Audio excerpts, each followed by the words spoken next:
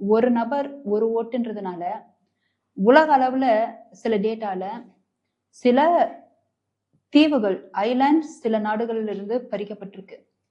சில போருக்கான அடிப்படை பேசிஸ் அந்த ஆரம்ப கட்டமே ஓட்டிங் பேசிஸ்ல நடந்து அந்த போர் நடக்கப்பட்டிருக்கு.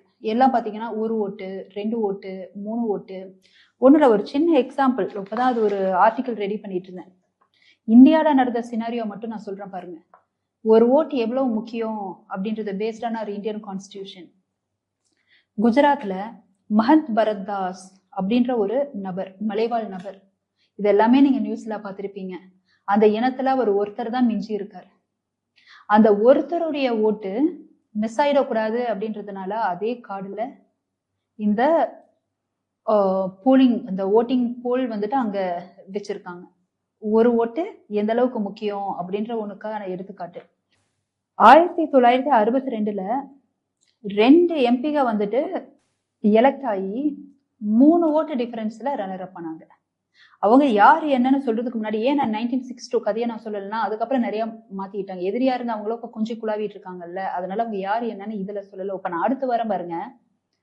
1999 இது எல்லாத்துக்குமே தெரியும், வாஜ்பாய் சம்பவம். கவர்மெண்ட் வந்துட்டு நம்பிக்கை இல்லாத தீர்மானத்துல கவிழ்ந்துச்சுங்களா?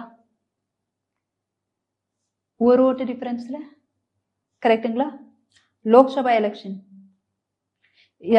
13 மாசம் இருந்த ஒரு ஆட்சி ஒரு ஓட்டு டிஃபரன்ஸ்ல பார்லிமெண்ட்ல கவிழ்ந்தது. அதுக்கப்புறம் சில மாதங்கள்ல அந்த கவர்மெண்ட் ஃபார்ம் பண்ணிட்டாங்க. ஆட்சி கவிழ்ந்ததுங்க. இது வந்துட்டு வரலாற்றுல மிகப்பெரிய பேசும் பொருளா இன்னும் இருக்கு. ஒருத்தருடைய ஓட்டு. அடுத்து 2004ல கர்நாடகா அசம்பிளி எலெக்ஷன், ஜனதாதள் பார்ட்டியில ER கிருஷ்ணமூர்த்தின்றவரு ஒரு ஓட்டு டிஃபரன்ஸ்ல காங்கிரஸ் கட்சியை சார்ந்த துருவ நாராயணன் தோத்து போறாரு. ஒரு ஓட்டு டிஃபரன்ஸ்ல தலையெழுத்த மாறுதி. இதுல என்ன தெரியுங்களா? ரொம்ப வேதனைக்குரிய விஷயம். கிருஷ்ணமூர்த்தி அவருடைய டிரைவரை ஓட்டு போடுறதுக்கு அனுப்பாம வெயிட் பண்ண சொல்லியிருந்தாரு. ஒருவேளை அந்த டிரைவர் வந்து அவருக்கு ஓட்டு போட்டிருந்தா கூட, உங்களுக்கு புரியுதுங்களா, அவருக்கு வாய்ப்பு இருந்திருக்கும். உங்களுக்கு நிலவரம் புரியுதுல்ல? அடுத்து அந்த ஒரு ஓட்டுடைய டிஃபரன்ஸ் 2008ல சிபி ஜோஷி, நிறைய பேருக்கு அது தெரியும். சிபி ஜோஷி ராஜஸ்தான், அவர் என்ன பண்றாரு அப்படின்னா, ஒரு ஓட்டு டிஃபரன்ஸ்ல, அதுலயும் பாருங்க இது இன்னும் வந்துட்டு ரொம்ப இதா இருக்கும். அவர் வந்துட்டு என்ன சொல்றாரு, அவர் ஒய்ஃபும் அவங்க அம்மா அவங்க டிரைவரா இன்னைக்கு ஓட்டு போட வர விடல. ஓகேங்களா? ஈஸியா எடுத்துக்கிட்டாங்க. தலைவர்களே ஓட்டுனுடைய முக்கியத்துவம் அவங்களுக்கு தெரியல, ஈஸியா எடுத்திருக்காங்க.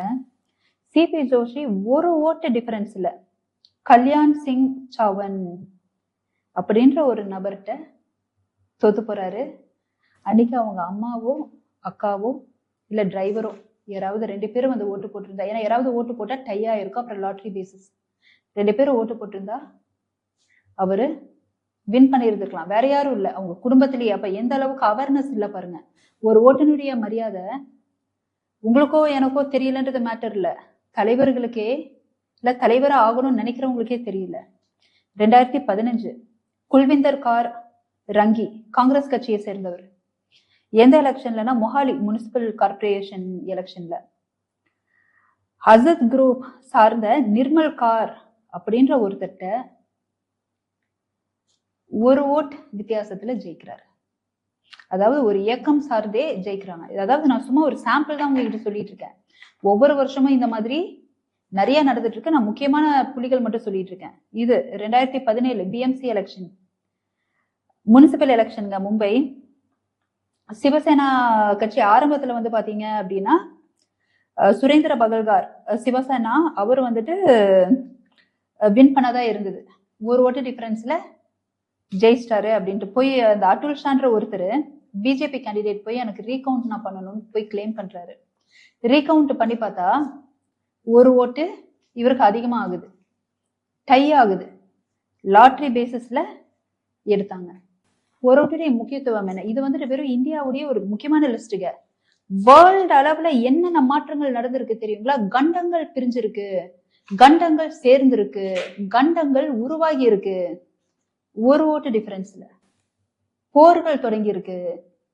ஒரு ஓட்டினுடைய முக்கியத்துவம் என்ன அப்படின்றதுக்கான பெஸ்ட் இம்பார்ட்டன்ஸ் இதுதான். நம்ம வந்துட்டு குடும்ப தலைவியா இருக்கலாம், ஒர்க்கிங் பர்சனா இருக்கலாம், நமக்கு வந்துட்டு எந்த தலைவர்கள் மேலேயும் ஒரு பரிச்சயம் இல்லை, மனசு விட்டவங்களா கூட இருக்கலாம். எந்த தலைவர்கள் மேல பரிச்சயம் இல்லைன்னா இருந்த தலைவர்கள் விடுங்க, வரப்போற தலைவர்களுக்கு வாய்ப்பு கொடுத்து ஓட்டு போடுங்க.